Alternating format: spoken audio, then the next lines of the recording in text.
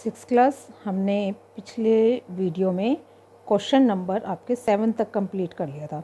आज मैं question number 8 से स्टार्ट करा रही हूँ आपको। एक ठेले पर 550 संतरे हैं।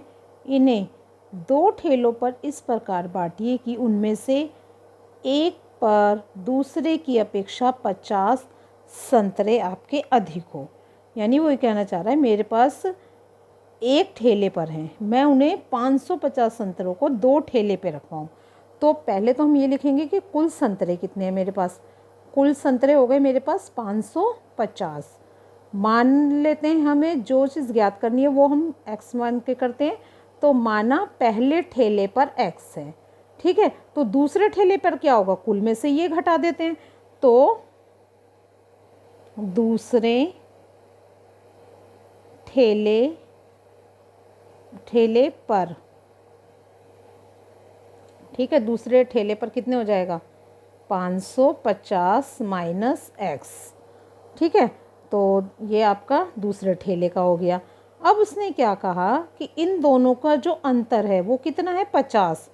तो x में से यदि मैं आपका एक समीकरण ये बना दिया मैंने 550 माइनस एक्स बराबर 50। उसने ये कही, यही तो कहा है क्वेश्चन में कि उसके पास एक पर दूसरे की अपेक्षा 50 अधिक हो, ठीक है।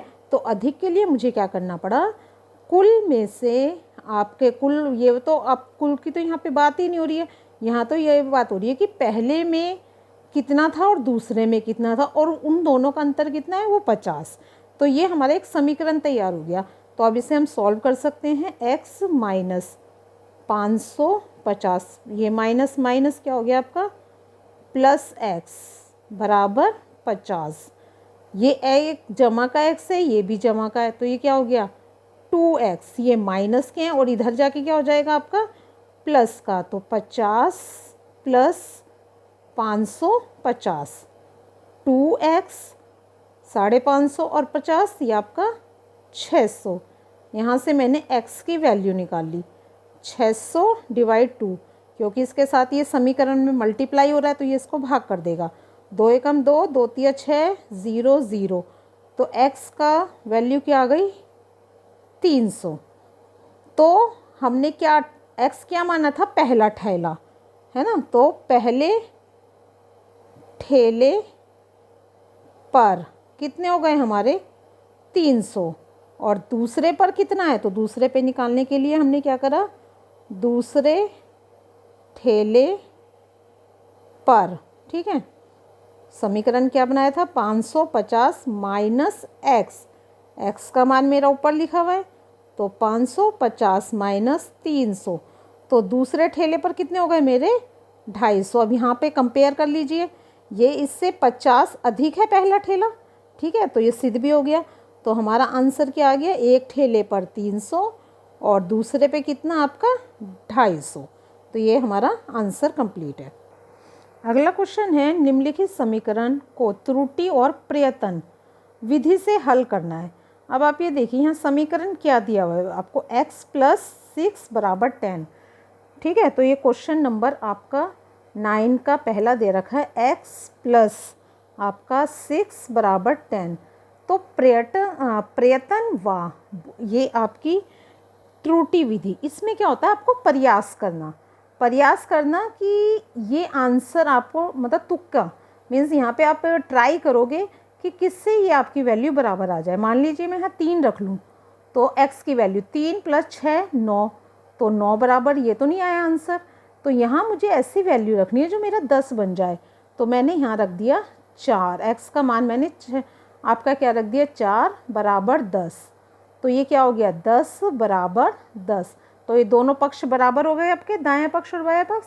तो यानी x की वैल्यू हमारी 4, ये आपका आंसर हो गया। मतलब यहाँ पे आप खुद प्रयास करोगे कि क्या वैल्यू यहाँ पे हम रखें कि हमारा आंसर ठीक आ जाए।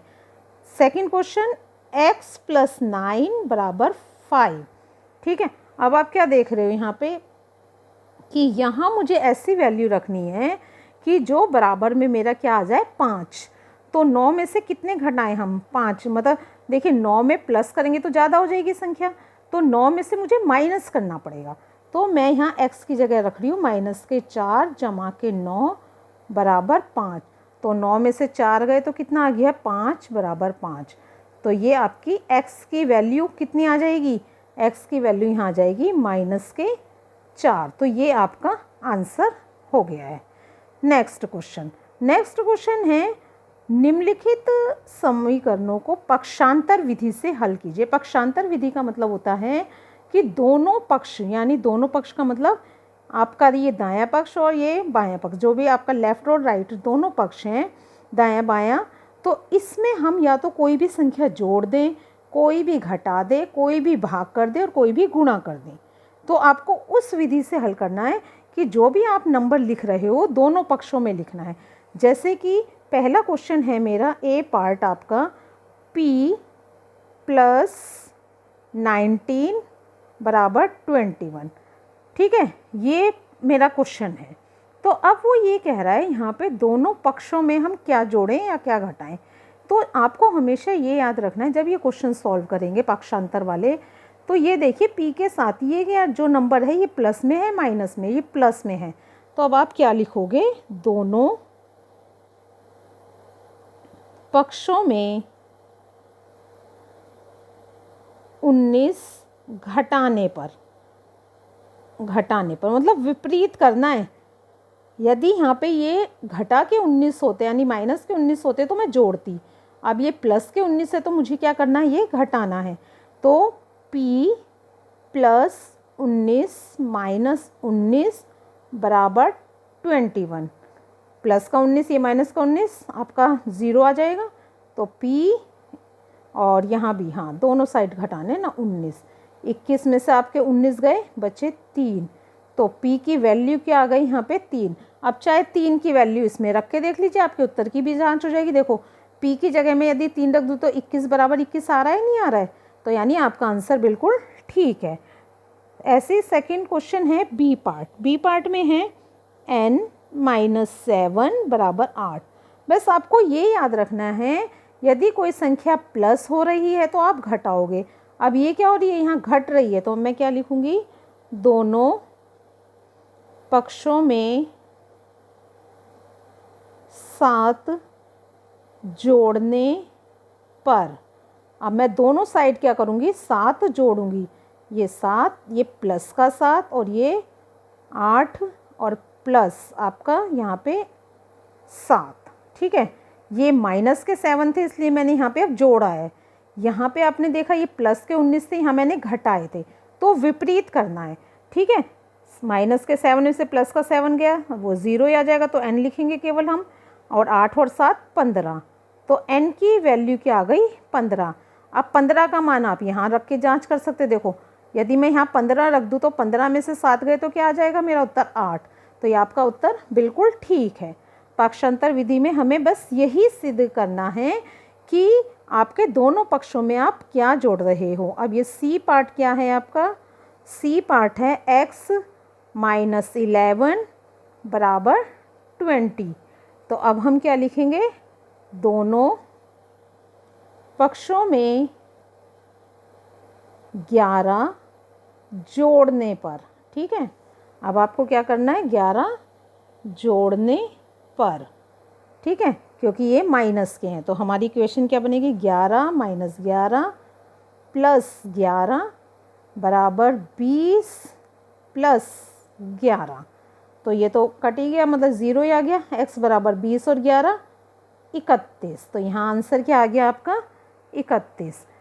बस आपको मेन यहाँ पे यही रखना है पक्षांतर वाले क्वेश्चन में कि x के साथ जो भी वैल्यू दी हुई है उसको यदि वो माइनस में है तो जोड़ना है, प्लस में है तो घटाना है, दोनों पक्षों में से।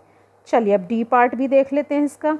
डी पार्ट में है आपका 7 बराबर y + 8, ठीक है। अब हमारा y के साथ क्या है यहाँ पे? 8। तो हम लिखेंगे दोनों पक्षों में आपका क्या? 8 घटाने पर, क्योंकि ये जमा का हो रहा है, तो 7 माइनस का 8 बराबर y प्लस का 8 माइनस का 8। ठीक है, 8 बड़ा है 7 छोटा है तो साइन माइनस का लगेगा। 8 में से 7 गए 1, ये y आ गया। तो y का मान क्या आ गया आपका -1। ठीक है, अब ये उत्तर में यदि मैं यहाँ रख कर देखूँ, देखो 7 आ रहा है, यहाँ मैं -1 रख दूँ तो 8 में से 1 गया तो क्या आ गया 7। तो ये आपका आंसर बिल्कुल ठीक है। अब ई पार्ट देख लेते हैं, x + 5 बराबर 0। ठीक है, तो अब हम क्या करेंगे, दोनों, और हर एक क्वेश्चन में आपको ये लिखना है बच्चे, दोनों पक्षों में 5 घटाने पर, क्योंकि यहाँ जुड़ा था अब हम घटाएंगे। x + 5 - 5 बराबर 0 माइनस का 5, ये इसमें से चला गया तो 0, तो x 0 में से -5 गया तो क्या आएगा माइनस का 5। तो ये इसका आंसर। अब देखो ये -5 मैं यहाँ रखूँ तो -5 प्लस का 5 गया तो 0। तो इस तरह ये हमारी एक्सरसाइज कंप्लीट है। बस इसमें यही ध्यान रखना है, कहीं जोड़ा है तो आप घटाओगे और कहीं घटाया है तो वहाँ दोनों, और जोड़ना दोनों साइड सेम नंबर है। यदि यहाँ मैंने 7 आपका जोड़ा है तो यहाँ भी मैं 7 ही जोड़ूंगी। ये चीज़ याद रखनी कि वैल्यू यहाँ पे क्या लिखी हुई है।